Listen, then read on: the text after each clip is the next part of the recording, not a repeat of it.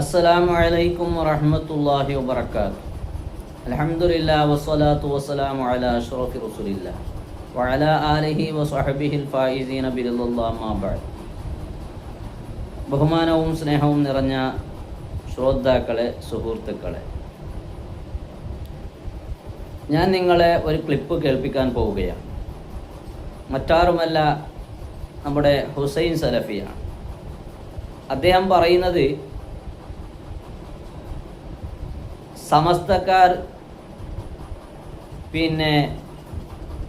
പേരോടിനെ കുറിച്ച് വഹാബികളെക്കാളും കടുത്ത വഹാബിയാണ് എന്ന് പറയുന്നു അത്രേ. എന്നാൽ ഏത് സമസ്തക്കാരാണ് അങ്ങനെ പറയുക? യഥാർത്ഥത്തിൽ ഇവിടെ 2 സുന്നി സംഘടനകൾ അല്ലെങ്കിൽ 4 സുന്നി സംഘടനകൾ പ്രവർത്തിക്കുന്നുണ്ടെങ്കിലും അവരുടെ ഇടയിൽ ആശയപരമായ, സംഘടനാപരമായ വിഷയങ്ങളല്ലാതെ, തർക്കങ്ങളല്ലാതെ ആശയപരമായി, ആദർശപരമായി യാതൊരു നിലക്കുള്ള ഭിന്നിപ്പില്ല എന്നുള്ളതാണ് യാഥാർത്ഥ്യം. പിന്നെ എവിടെയെങ്കിലും സംഘടന സ്പിരിറ്റ് കൊണ്ട് പരസ്പരം അങ്ങോട്ടും ഇങ്ങോട്ടും എന്തെങ്കിലും പറഞ്ഞാലായി എന്നല്ലാതെ യഥാർത്ഥത്തിൽ നോക്കുകയാണെങ്കിൽ ഈ 4 സുന്നി സംഘടനകളും പരിശുദ്ധമായിരിക്കുന്ന ദീനുൽ ഇസ്ലാമിൻ്റെ യഥാർത്ഥ പാന്താവിൽ മുന്നോട്ട് പോവുകയും യഥാർത്ഥ ആദർശം നിലനിർത്തി പോകുന്നവരുമാണ്. അപ്പോൾ ഒരാളും ഇവിടെ പേരോടിനെ കുറിച്ച് അയാൾ വഹാബിയാണെന്ന് പറയാറില്ല. മാത്രമല്ല, നമുക്കറിയാം, ബഹുമാനപ്പെട്ട സമസ്തയുടെ പ്രസിഡന്റായ ജിഫ്രി മുത്തുക്കോയ തങ്ങൾ തന്നെ അത് വ്യക്തമായി പറഞ്ഞ കാര്യവും കൂടിയാണ്.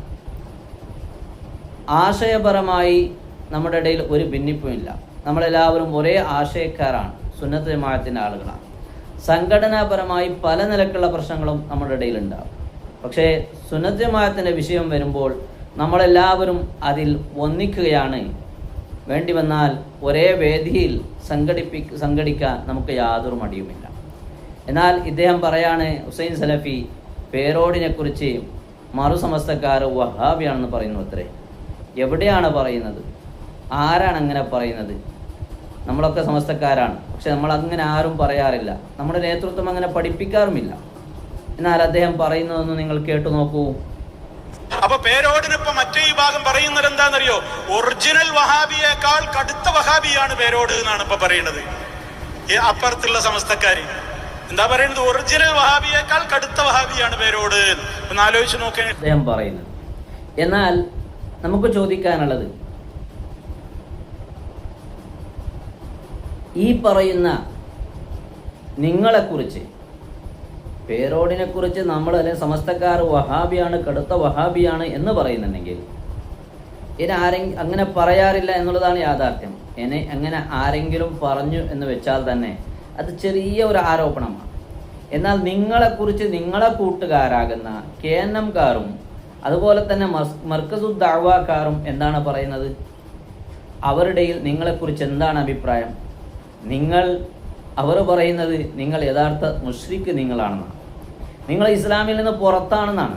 കാരണം നിങ്ങൾ ജിന്ന് ആരാധിക്കുന്നവരും ജിന്നിനെ വിളിച്ച് തേടുന്നവരുമാണ്, ജിന്നിനോട് പ്രാർത്ഥിക്കുന്നവരാണെന്നാണ്.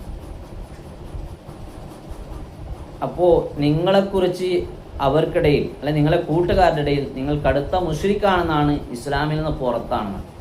അപ്പോൾ അതിനെക്കുറിച്ച് ഒന്ന് വിലയിരുത്തിയിട്ട് മതിയാവൂലേ ഇങ്ങനെ സുന്നികളുടെ മേൽ പരസ്പരം ചെളിവാരിത്തേക്കാൻ? ഞാൻ വെറുതെയല്ല പറയുന്നത്. നിങ്ങളൊന്ന് കേട്ടു നോക്കൂ. അവരുടെ കൂട്ടുകാർ അവരെക്കുറിച്ച് പറയുന്നത്, അല്ലെങ്കിൽ അവർ പരസ്പരം അങ്ങോട്ടും ഇങ്ങോട്ടും ശിർക്ക് ആരോപിക്കുന്നതും ചിലരെ ഇസ്ലാമിൽ നിന്ന് പുറത്താക്കുന്ന ആ ഒരു ഭാഗം, ആ ഒരു പ്രസംഗം നിങ്ങളൊന്ന് കേട്ടു നോക്കൂ പ്രിയപ്പെട്ടവരെ.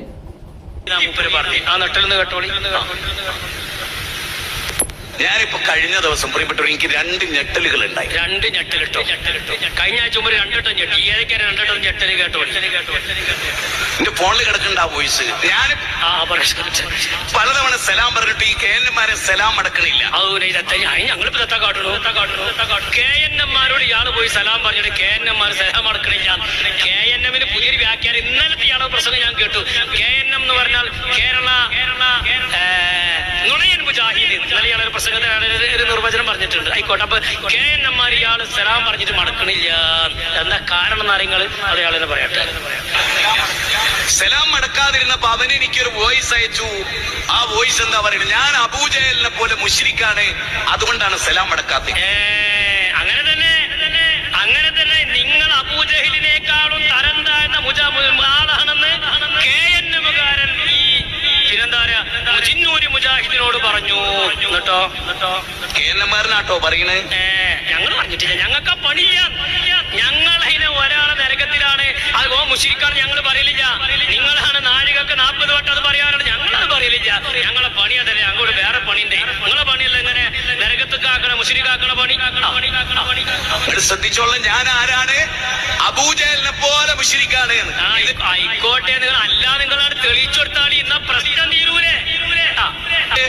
ഇവിടുത്തെ അമ്പലത്തിന്റെ ഉള്ളിൽ കയറി ചെന്നിട്ട് ആ പാവപ്പെട്ട ജനങ്ങളെ പച്ച തൗഹീദിലേക്ക് ക്ഷണിച്ച എന്റെ മുഖത്ത് നോക്കി അത് പച്ച നോണേട്ടോ. ഒരു സ്ഥലത്ത് അമ്പലത്ത് പോയി ഇയാൾ തൗഹീദ് പറഞ്ഞിട്ട് അവിടെ രാമായണം പാടിപ്പോയല്ലോ, അത് വേറെ കാര്യം.